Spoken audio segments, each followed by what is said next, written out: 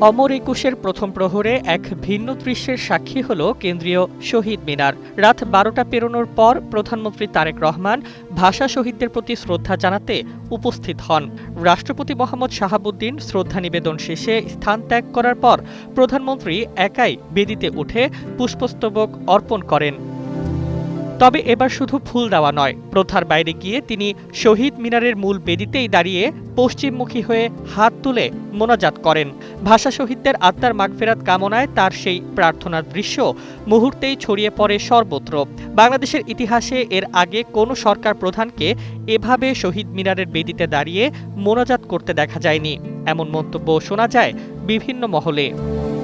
বিশ্বের নানা প্রান্ত থেকে রেমিটেন্স লেনদেনে নগদ নিয়ে এলো হার না মানা হার অফার। সর্বনিম্ন ১০,০০০ টাকার রেমিটেন্স নগদে পাঠালে স্বর্ণের হার জেতার সুযোগ।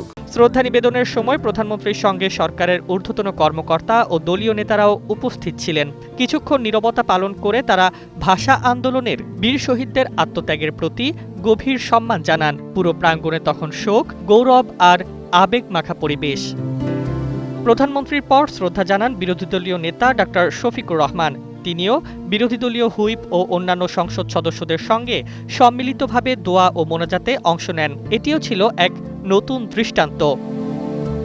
১৯৫২ সালের ভাষা আন্দোলনের শহীদদের স্মরণে প্রতি বছরের মতো এবারও রাজনৈতিক, সামাজিক ও সাংস্কৃতিক সংগঠনের নেতাকর্মীরা ফুলে ফুলে ভরিয়ে তোলেন শহীদ মিনার প্রাঙ্গণ। তবে এবছরের ২১শে বিশেষ হয়ে থাকল প্রধানমন্ত্রীর ব্যতিক্রমী সেই মোনাজাতের মুহূর্তের জন্য।